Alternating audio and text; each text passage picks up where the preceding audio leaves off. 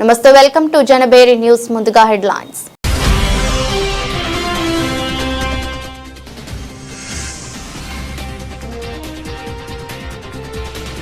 మార్చి 7 వరకు అసెంబ్లీ సమావేశాలు, పలు అంశాలపై చర్చ.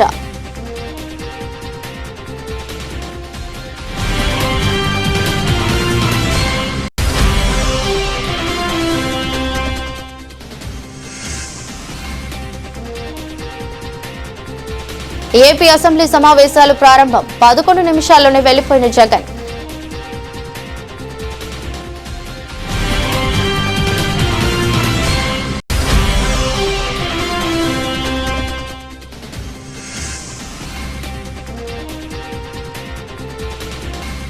వైభవంగా ముగిసిన 102వ గుణదల మేరీమాత మహోత్సవాలు.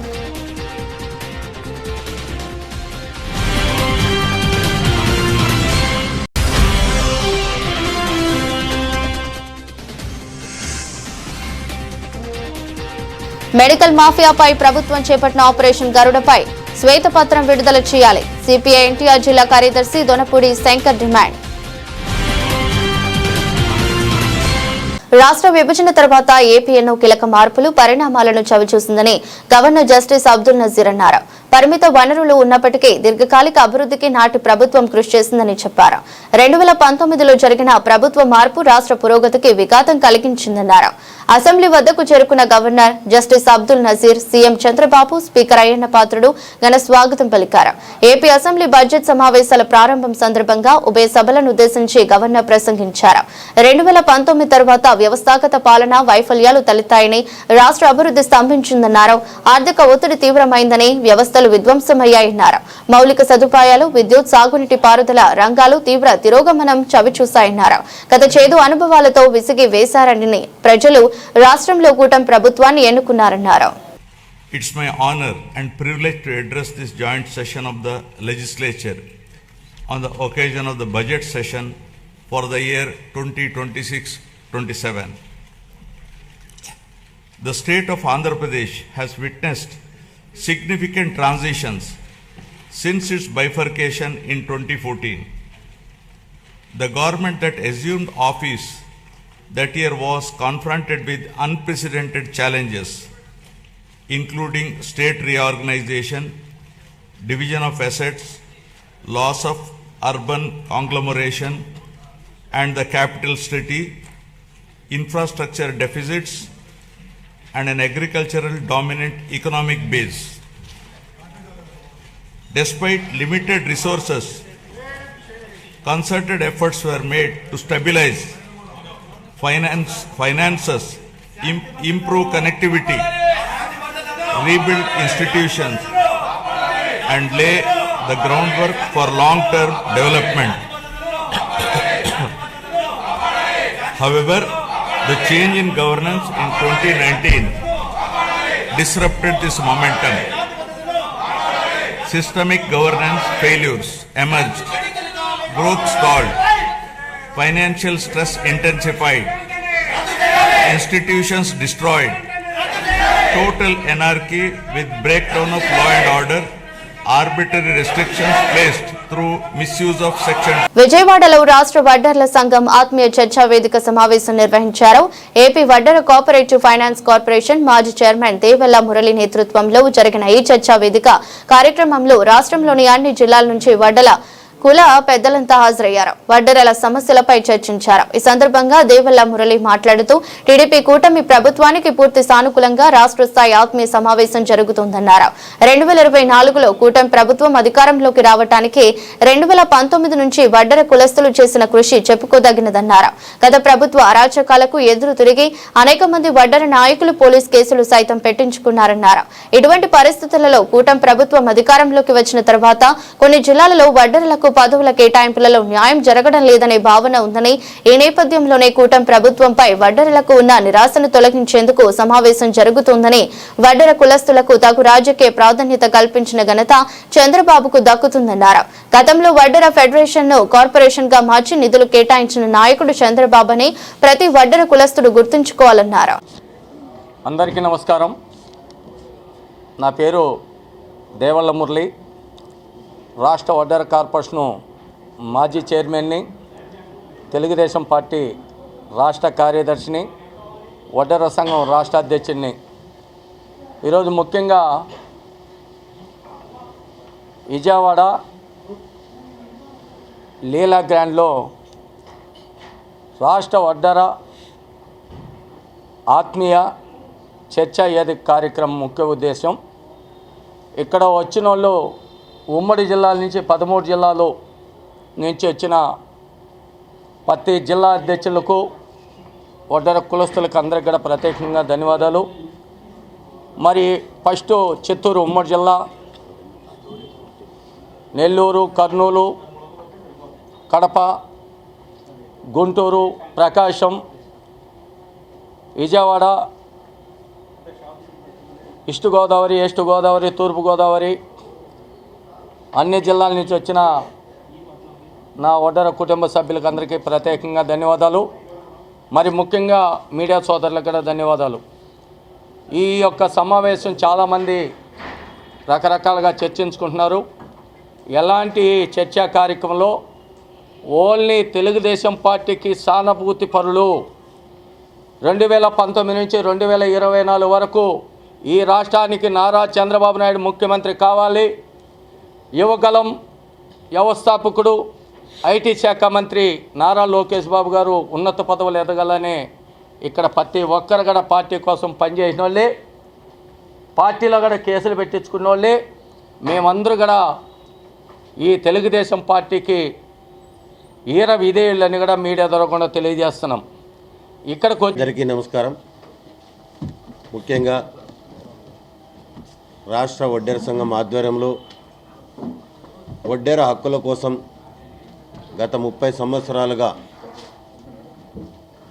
తెలుగుదేశం పార్టీ ఆధ్వర్యంలో నారా చంద్రబాబు నాయుడు గారి నాయకత్వంలో వడ్డెర్లకు రావాల్సినటువంటి హక్కుల గురించి పోరాటం చేస్తున్నటువంటి మురళీ గారి నాయకత్వంలో ఈరోజు ఈ సమావేశం ఏర్పాటు చేయడం, ముఖ్యంగా ఏదైతే కూటమి ప్రభుత్వం అధికారంలోకి రాకముందు యువనేత నారా లోకేష్ యువగళం పాదయాత్రలో వడ్డెర్లకు ఉన్నటువంటి హక్కులన్నీ కల్పిస్తామని మాట ఇచ్చి 2 సంవత్సరాలు నడుస్తుంది. అదేవిధంగా వడ్డెర్లకు ఏదైతే స్థానికంగా హక్కులు కల్పించాలి, జిల్లా స్థాయి పదవులు కానీ రాష్ట్ర స్థాయి పదవులు కానీ అన్నీ కల్పించాలని ఆ రోజు యువనేత నారా లోకేష్ గారు మాట ఇవ్వడం, తదనంతరంగా ఈ రాష్ట్రంలో ఉన్నటువంటి 30 లక్షల మంది వడ్డెర్లు తెలుగుదేశం పార్టీ వైపు, కూటమి ప్రభుత్వం వైపు నడవడం, స్వర్గీయ శ్రీ నందమూరి తారక రామారావు గారు ఏదైతే పార్టీ స్థాపించారో ఆ పార్టీ కుమారుడైనటువంటి నందమూరి తారక రామారావు కుమారుడు నందమూరి బాలకృష్ణ. నా పేరు దేవల్ల వెంకట్, వడ్డెర హక్కుల పరిరక్షణ సమితి రాష్ట్ర అధ్యక్షుడిగా ఉన్నాను. ఈరోజు దేవల్ల మురళి గారు మాజీ కార్పొరేషన్ చైర్మన్ గారి ఆధ్వర్యంలో విజయవాడ నగరంలో వడ్డెర ఆత్మీయ సమావేశం జరుగుతూ ఉంది. ఈ కార్యక్రమం ముఖ్య ఉద్దేశం ఏంటంటే, దాదాపు 25 నుంచి 30 లక్షల జనాభా కలిగిన వడ్డెర కులం బీసీల్లోనే ఒక ప్రథమ కులంగా ఉంది.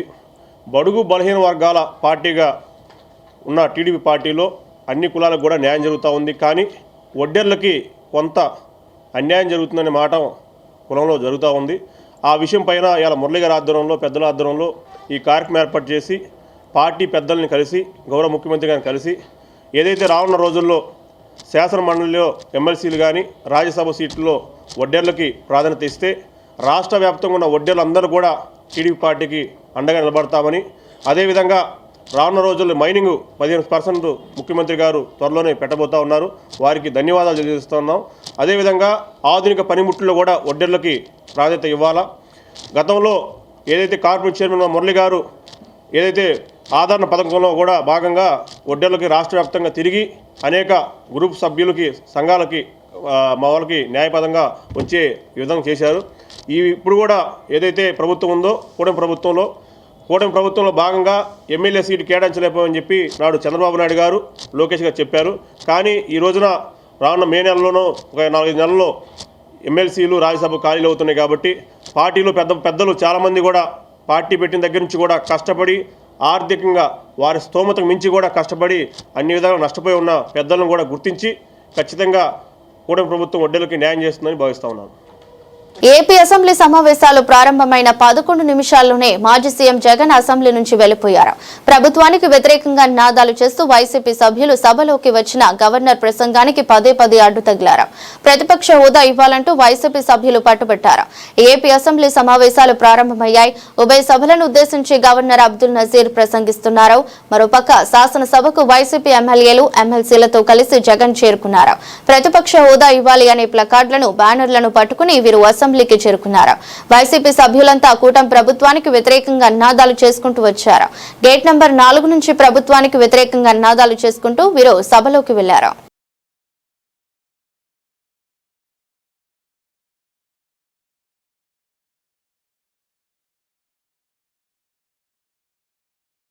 ఆంధ్రప్రదేశ్లోని అతిపెద్ద క్రైస్తవ ఆధ్యాత్మిక వేడుకగా పేరుగాంచిన గుణదల మేరీమాత వార్షిక ఉత్సవాలు నేడు భక్తి శ్రద్ధల మధ్య ఘనంగా ముగిశాయి. 3 రోజుల పాటు జరిగిన ఈ 102వ మహోత్సవాలకు తెలుగు రాష్ట్రాల నుంచే కాకుండా తమిళనాడు, కేరళ, కర్ణాటక రాష్ట్రాల నుంచి దాదాపు 15 లక్షల మంది పైగా భక్తులు తరలివచ్చారు. ఉత్సవాల ఆఖరి రోజు కావడంతో భక్తుల రద్దీ పతాక స్థాయికి చేరింది. అతిపెద్ద క్రైస్తవ ఆధ్యాత్మిక వేడుకగా పేరుగాంచిన గుణదల మేరీమాత వార్షిక ఉత్సవాల ముగింపు రోజైన బుధవారం సాయంత్రం బిషప్ గ్రాసీ హైస్కూల్ ఆవరణలో భారీ స్థాయిలో దివ్యబలి పూజ నిర్వహించారు. విజయవాడ కేథలిక్ పీఠం bishop Telagathoti Joseph Rajarao, Kadapa bishop గాలి ప్రసాద్ మరియు ఇతర దేశ విదేశాల నుండి వచ్చిన 200 మందికి పైగా గురువులు ఈ సమష్టి బలి పూజలో పాల్గొన్నారు. బిషప్ రాజారావు తన ముగింపు సందేశంతో మేరీమాత చూపిన శాంతి, ప్రేమ మార్గంలో నడవాలని, కుటుంబాల్లో ఐక్యత ఉండాలని భక్తులకు ఉపదేశించారు. ప్రత్యేకించి అనారోగ్యంతో ఉన్న వారి కోసం ప్రత్యేక ప్రార్థనలు చేశారు. ఉత్సవాల ఆఖరి రోజు కావడంతో భక్తుల రద్దీ పతాక స్థాయికి చేరింది. భక్తులు మోకాళ్లపై నడుస్తూ కొండపై ఉన్న గుహ వద్దకు వెళ్లి మాతను దర్శించుకున్నారు. తలనీలాలు సమర్పించడం, కొవ్వొత్తులు వెలిగించడం వంటి మొక్కులతో గుణదల కొండ ఆధ్యాత్మిక కాంతులతో వెలిగిపోయింది.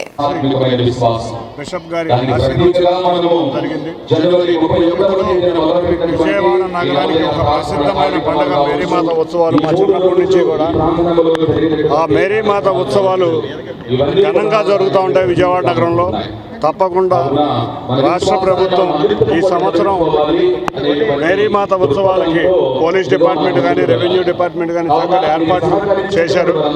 రేపు రాబోయే కాలంలో ఈ విజయవాడ మేరీమాత ఉత్సవాలు దేశ విదేశాల్లో చెప్పుకునే విధంగా మేరీమాత ఉత్సవాలు జరుపుకునే ఈ ప్రాంతాన్ని అభివృద్ధి చేసి మరిన్ని వసతులు ఇచ్చి, సౌకర్యాలు ఇచ్చి, వేళంగిని మేరీమాత ఉత్సవాల కన్నా బ్రహ్మాండంగా విజయవాడ మేరీమాత ఉత్సవాలు జరిగే విధంగా కృషి చేస్తాం.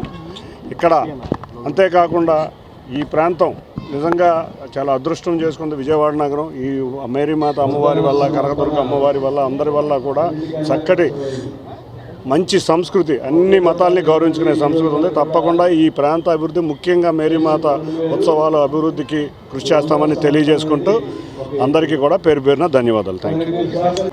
మేరీమాత ఉత్సవాలు ఏటా జరిగే విధంగా ఈ సంవత్సరం గారు ఎంతో ఘనంగా భక్తుల యొక్క కోలాహలంతో, ఆ మరియమ్మ తల్లి యొక్క ఆశీర్వాదంతో ఎంతో ఉత్సాహంగా జరిగింది. ఏదైతే మా గుణదల ప్రాంతం సురక్షితంగా ఉండటం కానివ్వండి, మా గుణదల ప్రాంతంలో ప్రజానికం సంతోషంగా ఉన్నారంటే ఆ మరియమ్మ తల్లి ఒక దీవెనలతో, ఆ మరియమ్మ తల్లి ఒక ఆశీస్సులు ప్రజానికంపై ఉండాలని చెప్పని రాష్ట్రం గతంలో ఏ విధంగా అయితే ముందుకెళ్ళిందో ఆ విధంగా ముందుకెళ్ళాలని చెప్పని ఆ మరియమ్మ తల్లి యొక్క దీవెనలు ఈ ప్రజానికంపై, రాష్ట్రంపై ఉండాలని చెప్పని ఈ యొక్క ఉత్సవాల కోసం గుణదల ప్రసిద్ధి చెందే విధంగా, పుణ్యక్షేత్రం ప్రసిద్ధి చెందే విధంగా మేమందరం కూడా సహకరించి ముందుకు తీసుకెళ్తామని చెప్పని ఈరోజు ఇంత ఘనంగా ఏర్పాటు చేసిన పెద్దల ఫాదర్లకి కానివ్వండి, పాస్టర్లు అందరికి గారా, భక్తులందరికీ వాళ్ళందరికీ మాకు ధన్యవాదాలు, నమస్కారం. గుణదల మాత, గుణదల లూడ్డు మాత చివరి రోజు ఉత్సవం ఈరోజు ఈ దివ్య పూజతో ఆరంభమైంది. ఈ దివ్య పూజ చాలామంది గురువులు అనేక డయాసిస్ నుంచి వచ్చారు. 200 పైగా గురువులు ఉన్నారు ఇక్కడ. వారితో పాటు ఇంకొక మేత్రాణులు అంటే ఇంకో బిషప్ గారు, ఆయన శ్రీలంక నుంచి వచ్చారు. అందరం కలిసి పూజ సమర్పించి ఈరోజు చాలామంది ప్రజలతో ఈ పూజలు సమర్పించాం. దగ్గర 13,000 మంది వచ్చినట్టు మేము అంచనా. వీళ్ళందరూ అనేక ప్రాంతాల నుండి, అనేక జిల్లాల నుండి వచ్చారు. ముఖ్యంగా విజయవాడ డయాసిస్ నుంచి వచ్చారు. వాళ్ళందరూ వాళ్ళకు ఇక్కడికి రావడం మామూలుగా ప్రతి సంవత్సరం ఒక ముఖ్యమైన పండుగ బాధ్యతగా వారు దీన్ని కన్సిడర్ చేస్తూ ఉంటారు. అందుకే మరేమాత అంటే అందరికీ చాలా భక్తి, ప్రేమ. ఎందుకంటే ఆ తల్లి దీవెనలు వాళ్ళకి కావాలి. తల్లి అయితే ఎలాగైతే సంరక్షిస్తుందో మనందరినీ మరేమాత సంరక్షిస్తుందని ప్రజల యొక్క ప్రగాఢమైన విశ్వాసం. అందుకే ప్రతి సంవత్సరం ఈ ప్రజల సంఖ్య పెరిగిపోతూ ఉంది. మరేమాతను తెలుసుకొని ఇంకా ఆమె దగ్గరకు వచ్చి ఆమె వేడుదల ద్వారా అనేక వరాలు పొందుతూ ఉన్నారు మన ప్రజలు. బహుశా మనం విజయవాడలో ఉన్నవాళ్ళం చాలా చాలా ధన్యులం. ఎందుకంటే అందరూ విజయవాడే వస్తున్నారు, మరేమాత దగ్గర వస్తున్నారు, గుణదల లూటుమాత దగ్గరకు వస్తున్నారు. ఆమె ప్రాచుర్యం బాగా పెరిగిపోతుంది.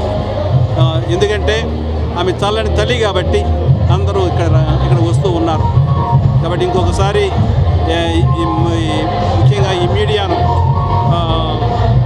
ఎలక్ట్రానిక్ మీడియాను, అలాగే ప్రింట్ మీడియాను కూడా వాళ్ళందరికీ నేను నా ధన్యవాదాలు సమర్పిస్తూ ఉన్నాను. మహత్తరమైనవి, మనిషి ఆలోచనకు అందనవి, కానీ తన యొక్క ఆలోచనలు, కార్యాలు అనేక విధాలుగా మనకు అందిస్తారు. వారిలో ప్రధానమైనటువంటి వ్యక్తి ఆయన ఈ లోకంలో జన్మనిచ్చినటువంటి మరియ తల్లి.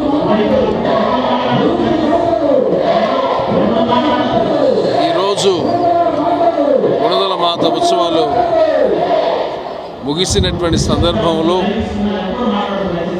మనము దేవునికి కృతజ్ఞతా స్తోత్రాలు తెలియచేస్తున్నాం. జగత్ జనని అయినటువంటి మరియ మాతకు వందనాలు తెలియచేస్తున్నాం. ఆమె ప్రార్థిస్తుంది, మనల్ని కాపాడుతుంది, మనకు దగ్గరగా ఉంటుంది. మరియ తల్లి ఉన్న చోట భగవంతుడు ఉంటాడనేటువంటి గొప్ప నమ్మకం.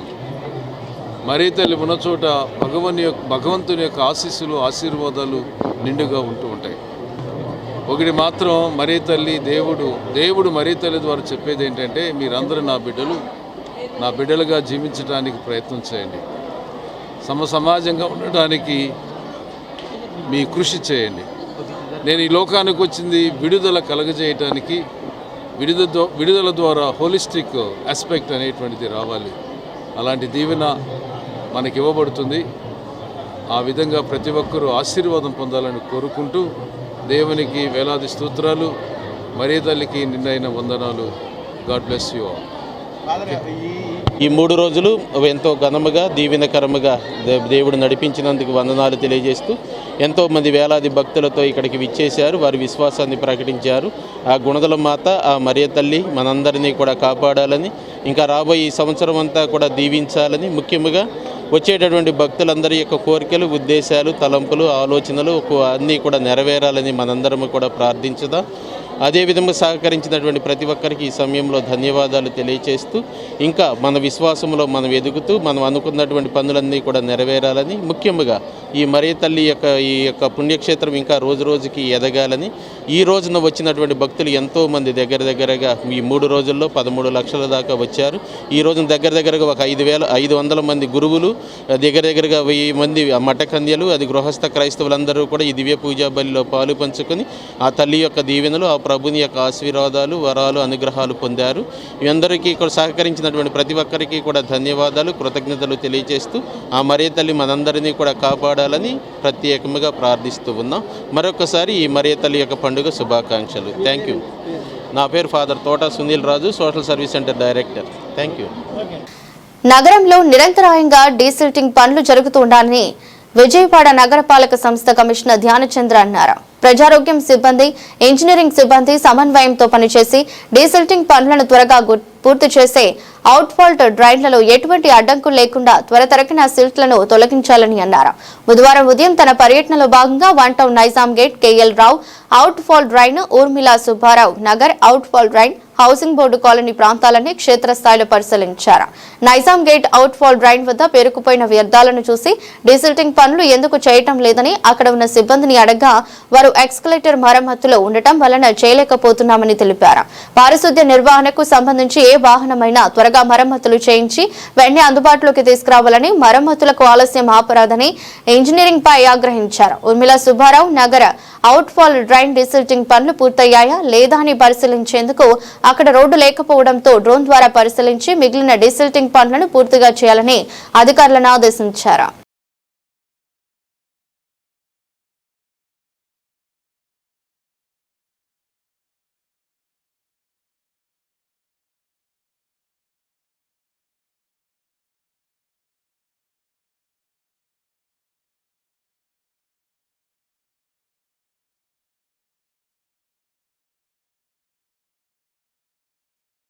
ఆంధ్రప్రదేశ్ అసెంబ్లీ బడ్జెట్ సమావేశాల నిర్వహణపై బిజినెస్ అడ్వైజరీ కమిటీ కీలక నిర్ణయాలు తీసుకుంది.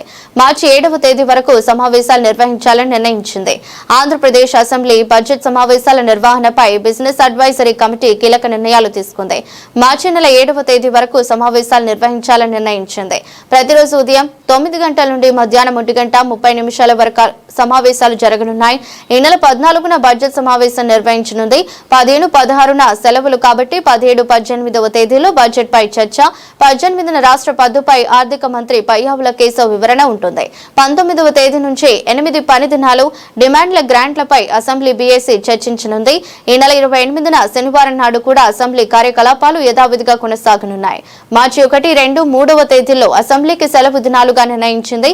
మార్చి 6, 7న బడ్జెట్ పై మరోసారి చర్చించనున్నారు. ఆ తర్వాత అవసరం మేరకు అసెంబ్లీ సమావేశాలను పొడిగించాలా వద్దా అనే విషయమై అసెంబ్లీ బీఏసీ నిర్ణయించనుంది. అసెంబ్లీ సమావేశాల్లో రోజు 0 అవర్ నిర్వహించాలని నిర్ణయం తీసుకుంది.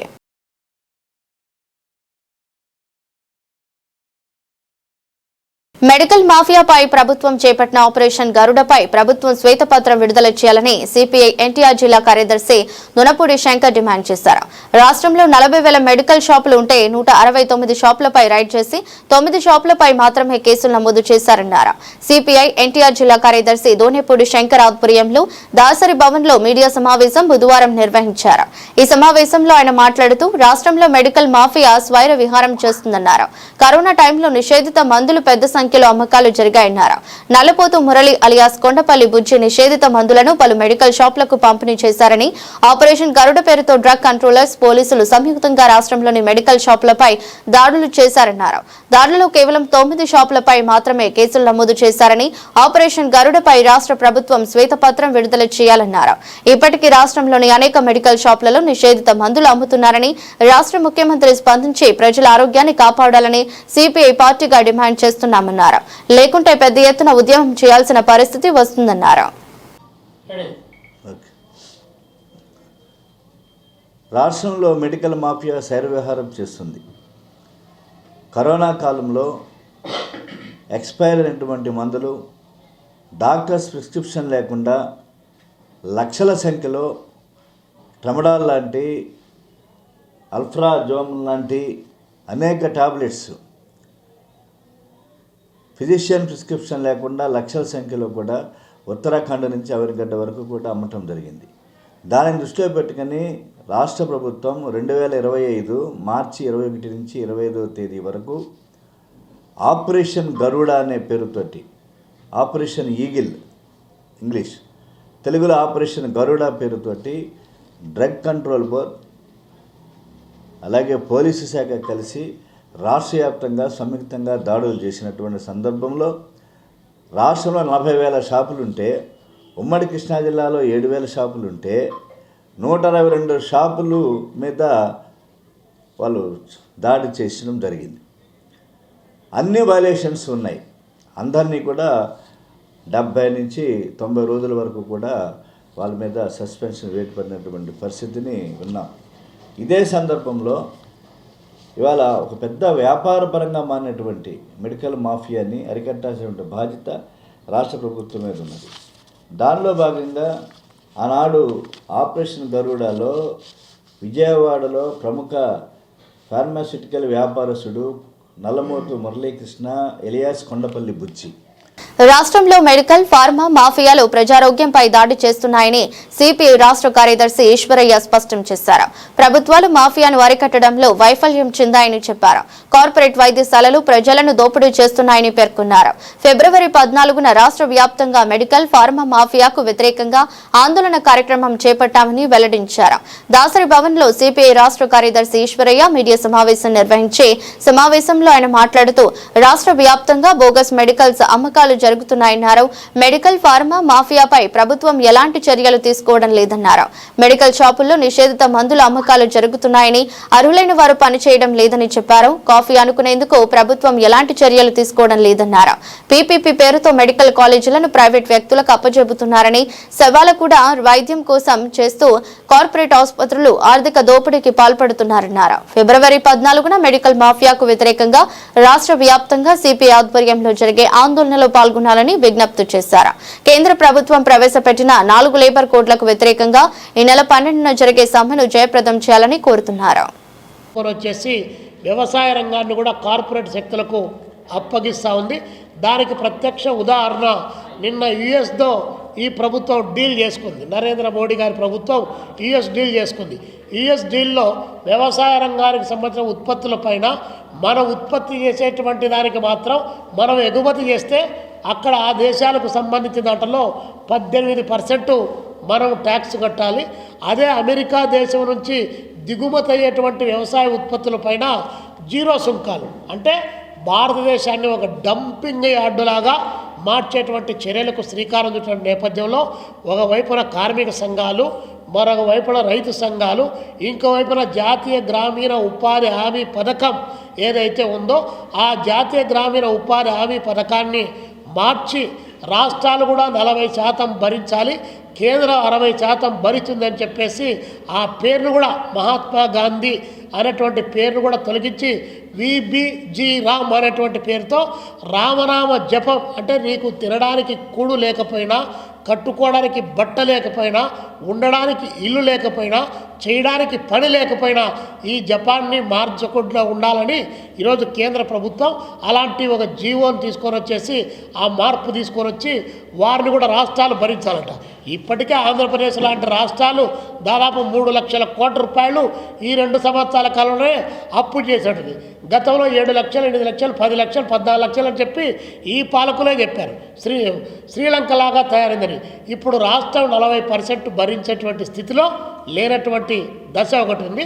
క్రమక్రమంగా దాన్ని చంపేయడానికి రాష్ట్రాలు ఇవ్వలేదు కాబట్టి కేంద్ర ప్రభుత్వం అంతా భరించలేదు. మీరు 40% ఇవ్వండి, మేము 60% ఇస్తాం, మా 60% ఇదో ఇస్తున్నాం, మీరు 40% భరించలేదు కాబట్టి దీన్ని రద్దు చేస్తున్నామని చెప్పి భవిష్యత్తులో రద్దు చేయడానికి కావాల్సినటువంటి ఎత్తుగడల్లో భాగంగా ఆ చట్టాన్ని కూడా తీసుకొని రావడం జరిగింది.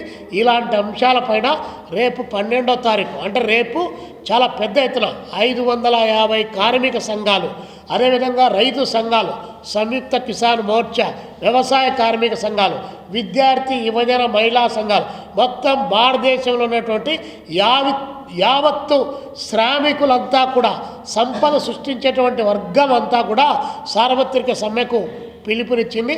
ఆ పిలుపును విజయవంతం చేయడం ద్వారా రాష్ట్రం యొక్క, దేశం యొక్క ప్రయోజనాలు కాపాడుకోవాలి. సంపద సృష్టించేటువంటి సకల జనుల యొక్క హక్కులు కాపాడేటువంటి దాంట్లో ప్రజలంతా భాగస్వాములు కావాలని చెప్పి ఈ సందర్భంగా పిలుపునిస్తూ 12 వార్తలు ముగించే ముందు మరోసారి హెడ్లైన్స్.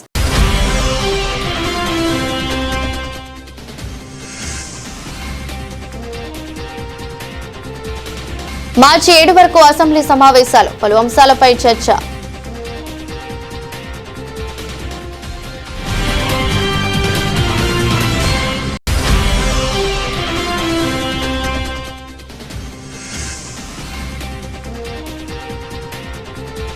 ఏపీ అసెంబ్లీ సమావేశాలు ప్రారంభం, 11 నిమిషాల్లోనే వెళ్లిపోయిన జగన్.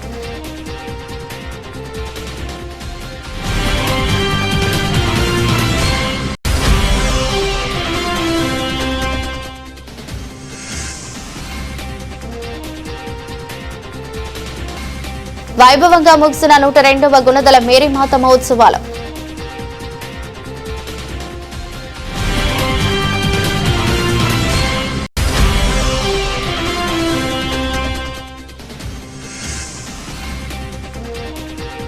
మెడికల్ మాఫియాపై ప్రభుత్వం చేపట్టిన ఆపరేషన్ గరుడపై శ్వేతపత్రం విడుదల చేయాలి. సిపిఐ ఎన్టీఆర్ జిల్లా కార్యదర్శి దొనపూడి శంకర్ డిమాండ్. ఇది రోజు బులెటిన్. మరో బులెటిన్లో మళ్ళీ కలుద్దాం. అంతవరకు సెలవు. నమస్కారం.